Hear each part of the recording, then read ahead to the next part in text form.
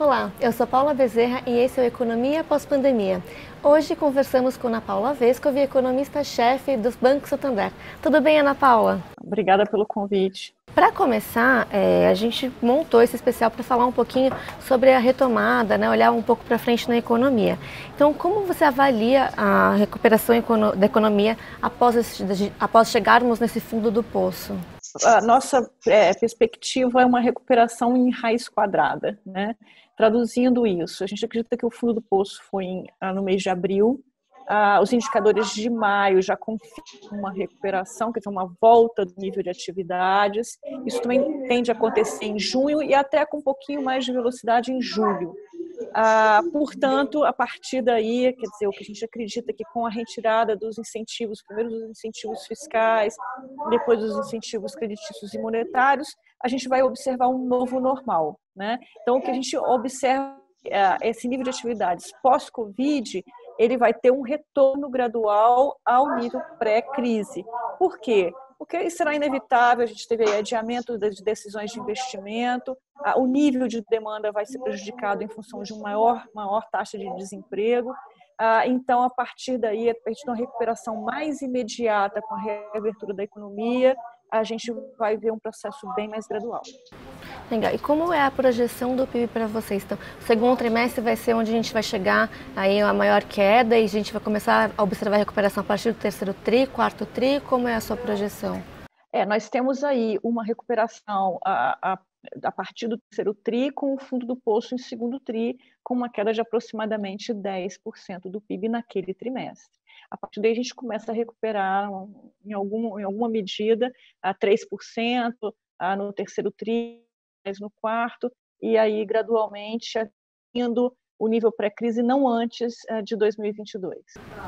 E para o ano, qual é a projeção do PIB para o Santander? A gente avaliou agora que nos últimos relatórios do Boletim Focus, o mercado ele melhorou um pouquinho a projeção do PIB. Vocês também avaliam que depois desse fundo a gente vai ter uma melhora no PIB? Vocês estão vendo a revisão da projeção para esse ano ou ainda se manteve? Até o momento nós estamos confortáveis com a nossa projeção de queda de 6,5% PIB em 2020, por esses fatores, né? A gente tem uma associação do nível de atividades com a condução da pandemia. E o que a gente vê é que nós estamos num platô no Brasil há algum tempo e nós vamos ter uma normalidade um pouco maior no último trimestre. Então, isso está bem condizentes com as nossas projeções. Assim, nós estamos desde abril acreditando que em junho a gente começava a flexibilizar o nível de reabrir gradualmente a atividade, a economia, mas nós vamos ter uma normalidade mais para o final do ano. Então, a nossa projeção permanece 6,4% de queda no PIB desse ano. Se em 2021 a projeção do PIB ele já é positivo ou ainda estaremos num quadro recessivo? Nós acreditamos, com algumas premissas postas, né, que sim, em 2021 a gente tem uma recuperação aí próxima a 4,4%. Esse seria o retorno parcial da atividade já em 2021. Tem alguns setores que eles não foram tão prejudicados com a pandemia, principalmente os ligados mais à tecnologia. Se a gente for olhar entre os principais riscos para que a recuperação não ocorra da maneira que a gente avalia, quais seriam eles? Olha, eu acho que nesse universo de riscos para a recuperação, que já se inicia, os três principais, né? O primeiro é o risco fiscal, da gente perder, né, as condicionantes capazes de, na saída da crise, levarem a gente a uma trajetória crível de estabilização da dívida pública, que vai crescer muito nesse período, por razões que a gente já sabe, né?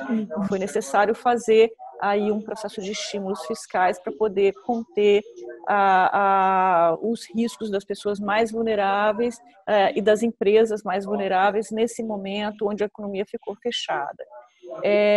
Assim sendo, se a gente conseguir manter uma trajetória crível de manutenção do compromisso com a solidez fiscal, com o equilíbrio fiscal, o qual é mais bem representado pela sustentação da regra do teto, aí isso é um fator importante para ter uma recuperação mais acelerada. O segundo fator é um fator externo, né? A gente está vendo aí que o problema que nós já tínhamos, riscos que já tínhamos antes da crise foram um pouco paralisados, mas voltam agora à discussão das eleições nos Estados Unidos, a volta desse processo de discussão que a gente chama de guerra comercial com a China, que pode implicar aí de uma nova rodada de tarifas a observar, enfim, e até um atraso ou uma não realização dessa esperada vacina, uma produção em larga escala da vacina, ainda que no início de 2021. Então, esses são os principais fatores de risco sobre a economia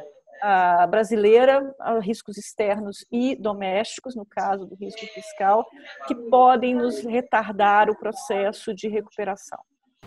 Antes de olhar para os fatores externos, vou puxar um pouquinho para esse risco fiscal aqui no Brasil. Muito se falou sobre a questão do auxílio emergencial, né? A gente sabe que tem 2 pontos aí na mesa, uma das mais vulneráveis e a outra questão das contas do governo, o equilíbrio fiscal. Qual que é o seu ponto de vista em relação ao auxílio emergencial?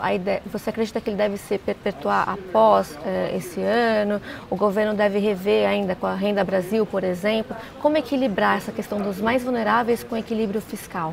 Realmente é muito difícil, né? Por quê? Porque nós temos restrições, e essas restrições querem dizer o quê? Se nós não a respeitarmos essas restrições, a gente pode piorar a situação justamente dos mais vulneráveis. E a gente tem pouco espaço para atendê-los imediato. Então, o auxílio emergencial, o nome já diz, ele é emergencial. À medida que a economia for reabrindo, provavelmente vai ter algum dinamismo, uma volta de oportunidades a partir do momento que as empresas voltarem a funcionar normalmente, ainda que com problemas, né, no meio do caminho, mas é importante a gente ter essa restrição. Então, qual a oportunidade que nós temos de reestruturar a própria assistência social no Brasil? Nós já temos um gasto alocado para assistência social, programas eles iniciados há muito tempo, então eles já não estão mais efetivos como foram no passado, ou não testados não são tão efetivos como deveriam ser, já não cumprem tanto o seu objetivo de chegar aos mais vulneráveis. Então, a oportunidade que nós temos de continuar esses programas que não chegam aos mais vulneráveis, colocar no lugar uma reformulação da assistência social a partir do que deu muito certo no Brasil, que foi o programa Bolsa Família. Então, existe essa oportunidade, mas é uma discussão difícil. Por quê? Porque, dadas as restrições que nós temos, justamente pegar os mais vulneráveis e deixar a economia se recuperar rápido, nós precisamos reestruturar o que já existe, tornar os programas mais focalizados em quem mais precisa, e isso a gente vai precisar descontinuar para alguns para poder dar prioridade aos que realmente mais precisam. E nessa resposta você comentou um pouquinho sobre a questão de reaquecer o mercado de trabalho. Você acredita que os estímulos que o governo deu para as empresas, por exemplo, e até a MP do emprego, possa ajudar nesse sentido, ou ainda é preciso fazer alguns ajustes para aquecer de vez o mercado de trabalho? Eu acho que a partir de agora, quer dizer, o governo respondeu principalmente à política monetária de uma forma muito tempestiva. Nós percebemos que a liquidez foi logo atendida, quer dizer, o mercado recebeu essa liquidez que foi ativada a partir do Banco Central. Alguns problemas, sim, de recursos no sistema de crédito, muito em função do desenho dos programas que tinham alguns requerimentos, algumas exigibilidades difíceis de cumprir, por fricção dos dois lados, da demanda por esses programas e dificuldades na oferta. Natural, que o processo foi todo muito rápido, emergencial, né? Isso tudo está bem mais avançado. A gente vê o Pronamp aí já acontecendo, rodando bem mais rápido. Então, assim, a partir de agora, no momento em que a gente conseguir realmente ter perspectiva de reabrir a economia quando a gente sair desse platô, e é importante a gente ter em perspectiva isso, a gente só vai conseguir reabrir com confiança a hora que o contágio e as mortes reduzirem de forma persistente e permanente. A partir daí, a gente vai ter condições da economia voltar a respirar. Então, a sustentação do processo foi feito o que era possível, né? Agora a gente precisa observar como a economia volta a funcionar e dar espaço para ela respirar por abertura plena e a normalização da economia, o que deve acontecer mais aí no último trimestre. Legal. E o Ministério divulgou os dados do CAGED e ficou um pouco aquém do que o mercado esperava, né? Foram 11 mil vagas formais fechadas. Qual que era a expectativa do Santander para esse dado do CAGED e como você avaliou a resposta aí de só 11 mil vagas fechadas, vagas formais, né? Isso é um pouco reflexo de que as políticas públicas têm dado alguma sustentação ao mercado de trabalho formal, né? Mas vem bem em linha com as nossas expectativas, mas o que acontece é que há uma preocupação muito grande com a informalidade, né? Ela é muito grande ainda no Brasil, tende a aumentar e nós vamos ter um mercado de trabalho onde a maior parte será de informais. Antes da crise, tinha um processo de reabsorção de trabalhadores formais importante, puxado pela construção civil. Nós vínhamos numa toada gradual, mas muito sustentada. Agora é importante a gente resgatar aqueles fundamentos, né? Ainda que nós tenhamos aqui uma preocupação com o gradualismo, com o passo, né, a velocidade dessa recuperação, é mais importante que ele seja sustentado, né? Porque geralmente quando a gente passa por esses espasmos, recupera rápido e depois cai de novo, justamente os mais vulneráveis e os mais pobres é que são os mais prejudicados. Então é importante que a gente tenha o olhar nesses fundamentos que vão levar o Brasil a ter uma recuperação sustentada e o mais rápido possível a partir de elementos estruturais, né? Antes de olhar para fora, eu queria entender um pouquinho como você tem observado a agenda de reformas, né? Agora o governo entregou a reforma tributária para a Câmara. A senhora acredita que a gente vai conseguir ter fôlego com a agenda de reformas ou ainda é muito cedo para avaliar? Olha, a gente deu uma parada super importante nesse período para poder atender a agenda emergencial, a agenda Covid, vamos chamar assim. Mas se as reformas já eram importantes antes, agora elas são ainda mais importantes. Porque se agora a gente vai ter um contingente maior de pessoas desempregadas e na informalidade, só via essas reformas e a ação do passo delas é que a gente vai conseguir atender esse contingente. Então, inclusive, né, a questão da assistência básica passa por reforma estrutural, que, como a gente mencionou, seria a reestruturação da assistência social. Então, acho que a tributária ela é uma discussão super importante. Eu acho que a colocação de um projeto do governo vai acelerar a discussão na Câmara. Acho que o momento é oportuno para a gente discutir os impostos de bens e serviços e tem um espaço imenso para a gente melhorar o ambiente de negócios do Brasil, atrair mais investimentos, passar um sinal correto para aqueles que estão vendo boas oportunidades no Brasil, até em função da crise, aí abriu algumas oportunidades. Então, a gente precisa fazer o nosso dever de casa, cada vez mais, né? As reformas ficaram ainda mais importantes. Você acredita que o governo e a política ela pode ajudar mais do que atrapalhar? Você acredita que o governo está um pouco mais pacificado, principalmente até para passar as reformas no Congresso? Eu acho que está claro que a gente entrou num ambiente mais pacificado na política, isso ajudou, inclusive, a melhorar a percepção da possibilidade de aprovarmos as reformas. As expectativas em relação às reformas melhoraram. Isso ajuda a melhorar as condições financeiras.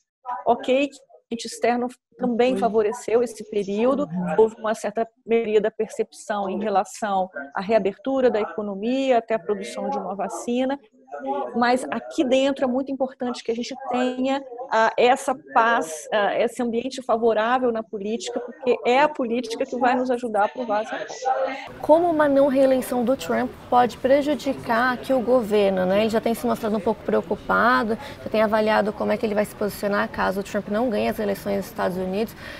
Qual que é o posicionamento em relação... O Brasil tem que ficar mais neutro, não se posicionar já é um pouco difícil, né?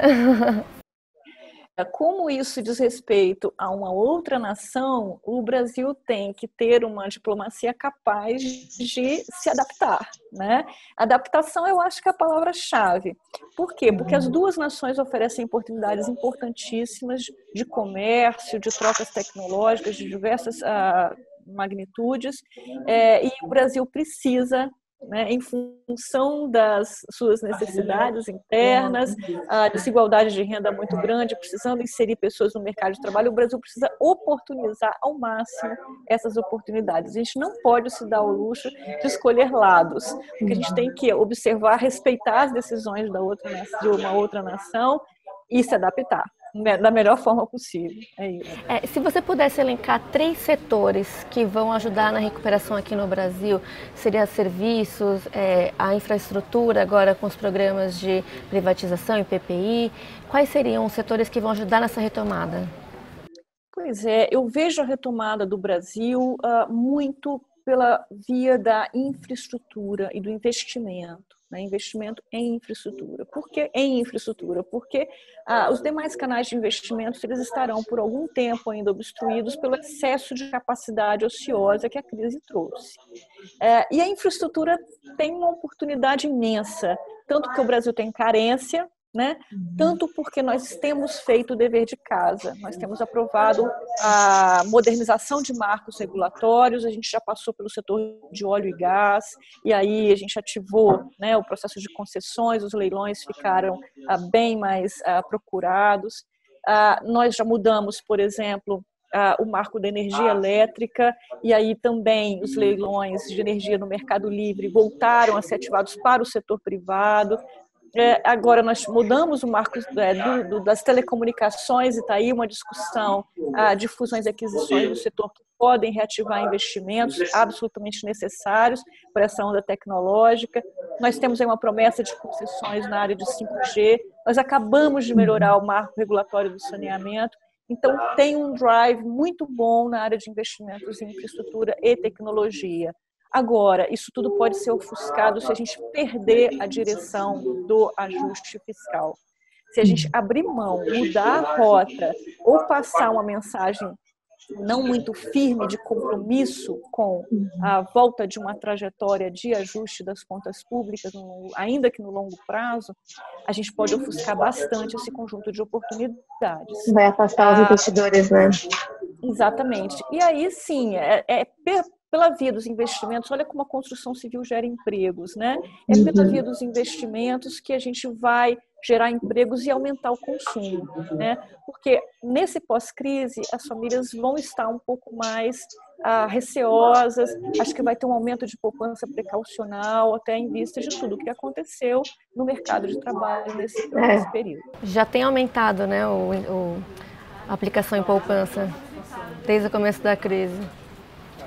O menor consumo vis-à-vis a renda que vai ter na economia, as famílias, eu acho que isso é algo que acontece, é normal acontecer pós-crise, e em particular com a configuração dessa crise atual, tende a acontecer.